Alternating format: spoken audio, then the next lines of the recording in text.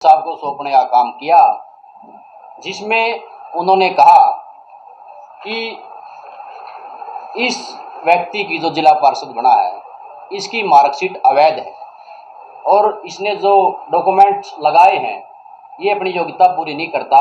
इस बात की जो है ये सबसे पहले सीओ जिला परिषद ने 18/4 को रिपोर्ट जो है डीसी साहब को देने का काम किया था, जो मैं आज आपको सबको कॉपी भी इसकी देना चाहूँगा। इसमें बिल्कुल साफ साफ लिखा था। उसके बाद एसडीएम साहब ने 4 मई को जो है ये रिपोर्ट दी कि जो ये जिला परिषद चुना गया है इसकी मार्कशीट फर्जी है। और उसके बाद फिर डीसी साहब ने 15/5 को डायरेक्टर पंचायत को ये लेटर लिखा कि मैंने 2 जांच अधिकारी बना करके इसकी जांच करवाई थी और इस जांच से ये पता चला है कि इसकी मार्कशीट जो है फर्जी है और ये अवैध तरीके से चुनाव जीता है और अवैध तरीके से चुनाव इसने लड़ा था, क्योंकि इस चीज़ की जो है इसकी योग्यता ही नहीं है चुनाव लड़ने की।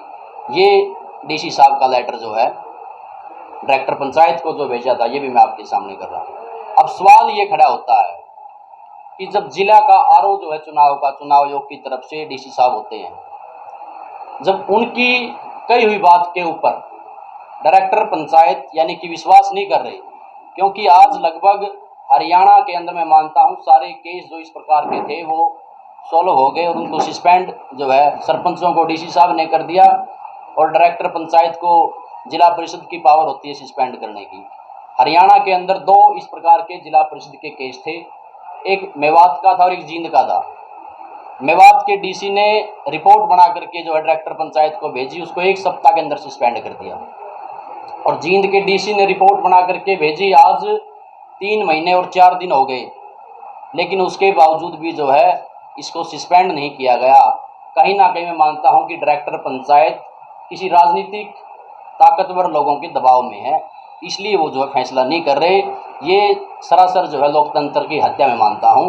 और अगर इस प्रकार की सोच के नेता हैं, वो रोकना चाहते हैं किसी गरीब किसान के बेटे को आगे बढ़ने से, तो मैं चाहूँगा कि फिर तो चुनाव नहीं करवाने चाहिए। अगर इस प्रकार की सोच उन लोगों की है फिर तो जो है राजाओं का राज वो लाना चाहते हैं। इसलिए आज की प्रेस कॉन्फ्रेंस के माध्यम से मैं निंदा करता हूं कड़े शब्दों में इस बात की कि ऐसे चुनाव में तो फिर लोगों का लोकतंत्र से जो है विश्वास उठ जाएगा, जो चुनावी प्रक्रिया है उससे विश्वास उठ जाएगा। और मैं चाहता हूं हरियाणा सरकार से कि वो इस मामले में इस बात की तरफ ध्यान दे और जिला पार्षद जिसकी अवैध मार्कशीट है, फर्जी मार्कशीट का जिसने प्रयोग किया है, उसके ऊपर जो है कड़ी से कड़ी कार्रवाई करे, उसको सस्पेंड करना है। किन लोगों का राजनीतिक दबाव आप मान रहे डायरेक्टर के ऊपर कार्रवाई नहीं कर रहे? देखिए, उचाना विधानसभा क्षेत्र के जो नेता है वो नहीं चाहते कि अनुराग कल को राजनीति में आगे बढ़े। नेता तो अनेकों हैं, मैं इस बात के ऊपर आना चाहूँगा।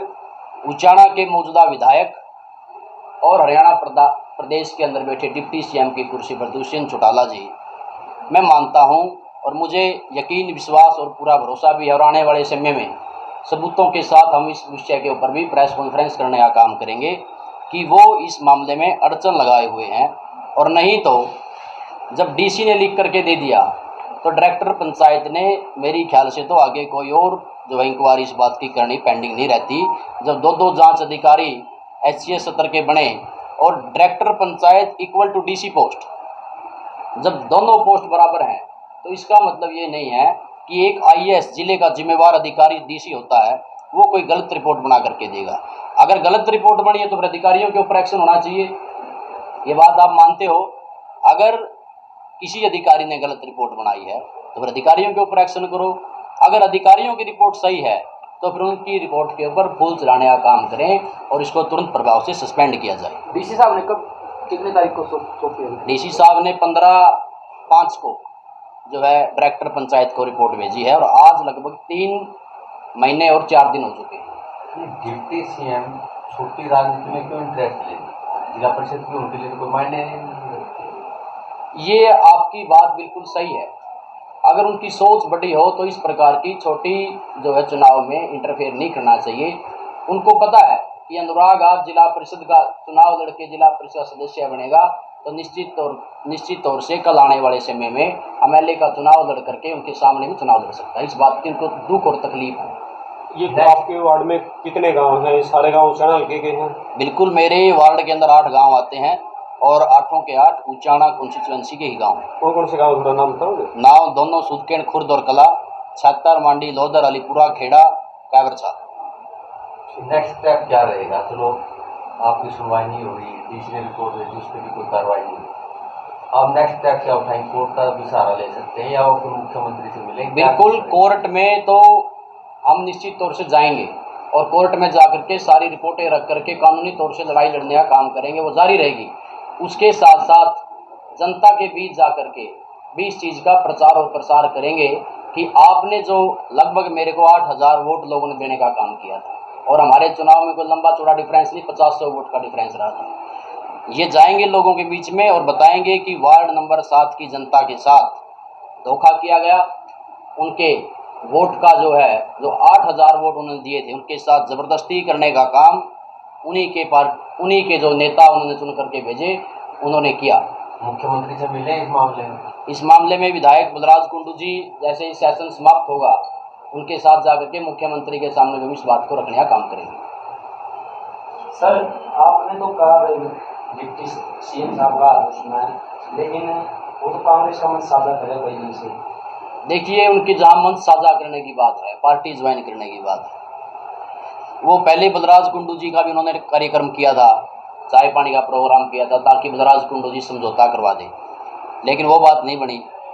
दुष्यंत चौटाला उनकी मदद इसलिए कर रहे हैं कि मैं उनकी पार्टी में नहीं हूँ। और रही बात कांग्रेस की, कार्यक्रम उन्होंने कांग्रेस का किया और मेरे को सूचना मिली है 1-2 दिन पहले जेजेपी के नेताओं के साथ उन्होंने बातचीत भी की और कहा है कि ये प्रोग्राम हमारा नहीं था, ये प्रोग्राम तो जो है 76 गाँव का था और हमने तो वैसे वहाँ जाना पड़ गया, एज ए पार्षद हमारी मजबूरी थी, लोगों ने बुलाया था, इसलिए उनका कोई राजनीतिक स्टैंड नहीं है। ऐसे लोग कभी किसी की झोली में कभी किसी की झोली में बैठते रहते हैं, इनका कोई राजनीतिक स्टैंड नहीं है।